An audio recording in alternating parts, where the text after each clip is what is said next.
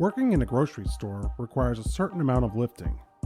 Good posture, good physical condition, proper body mechanics, and performing safe lifting techniques all contribute to maintaining a healthy back.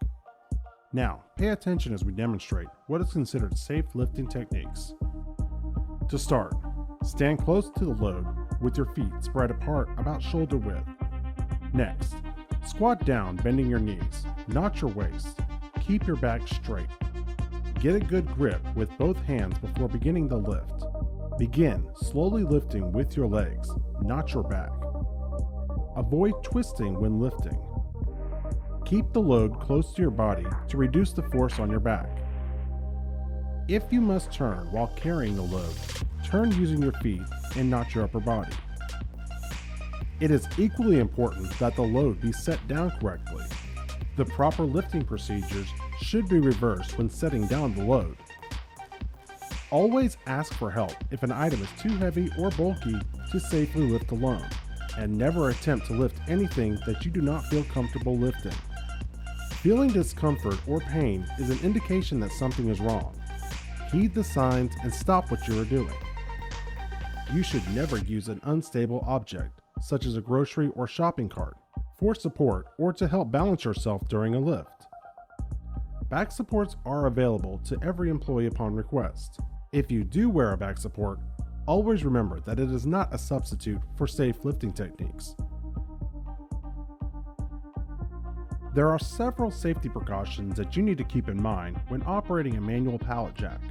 The following procedures should always be followed when unloading pallets from a delivery truck and when downstacking pallets.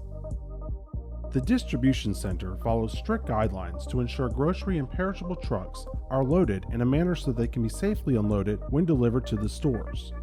Store personnel must take great care to ensure the safety of everyone involved with the unloading process and while getting products off of the pallets. Employees must work together as a team and look out for the safety of each other. When operating a pallet jack, it is your responsibility to make sure the pallet jack is in good condition before use. Employees are required to wear foot guards, such as robo shoes or steel-toed safety shoes when using a pallet jack. Heavy pallets should be moved from the delivery truck to the back storage area of the store by the truck driver with the electric pallet jack. Note, only those individuals that have been trained and authorized by the Brookshire Brothers Safety Director or a designated trainer from the Corporate Risk Department shall operate an electric pallet jack. Pallet jacks must be used in the correct manner to ensure your safety and the safety of the people around you. Before you get started, check the route that you are going to take and make sure that it is clear and free from hazards and uneven surfaces before you begin. If you are carrying a large load that obstructs your view, ask a coworker to help guide you. Make sure the load is centered on the pallet jack and not leaning to one side. Never put your feet under a pallet jack. Never exceed the advised load capacity of the pallet jack. Move all loads slowly to ensure safety in case the surroundings change. Be aware of pinch points to avoid injuries to your hands, legs, and feet. Occasionally, pallets shift during transport, causing products to lean or become unstable. The contents of these pallets should always be stacked into another pallet before being unloaded from the truck. Never transport loaded pallets at speeds that cannot be safely maneuvered or stopped if necessary. When moving heavy pallets with a manual pallet jack, always have one person pull and another push. When entering dock doors or traveling around corners, always warn anyone that might be in the area to please step back out of the way. If necessary, have someone stand at the blind spots to warn others. Make sure pallets will fit through doorways, including freezers and cooler doors. Pallets that are too tall to fit through doorways should be stacked off. Never force a pallet through a doorway. When removing product from a pallet, always make sure that you are using proper lifting techniques. When necessary, use a step stool to reach items on the top of pallets.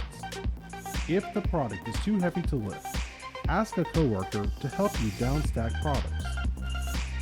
Products on pallets should be downstacked and sorted by aisle onto stock carts in the back room. Products should always be stacked evenly to avoid falling, and not stacked higher than the cart handles. Empty pallets should be picked up and stored in designated locations after product is removed. 2 people should transport heavy stock carts. One person should guide the cart from the front while the other person pushes. Use extreme caution when transporting loaded stock carts on the sales floor. Always be aware of the location of customers and other employees. Always attempt to park carts on the least shopped sections of the aisle to prevent customers from reaching around or trying to climb over. While the store is open for business, merchandise should not be spotted on the floor. Boxes lying on the floor make it difficult for customers to shop and provide an opportunity for someone to trip and fall. Wet floor cones should be placed on either end of the stock carts containing frozen food or other products that could drip water on the sales floor. A shopping cart or stock cart should be kept on the aisle to place empty boxes and other trash. Never place empty boxes or trash on the floor. As soon as the last box has been removed from the stock cart, it should be pushed to the back room. Empty stock carts should not be left on the sales floor. Any unsafe behavior should immediately be reported to the store director. Lastly, pallets containing large items, such as pet food, may be brought onto the sales floor and merchandise stocked directly from the pallets.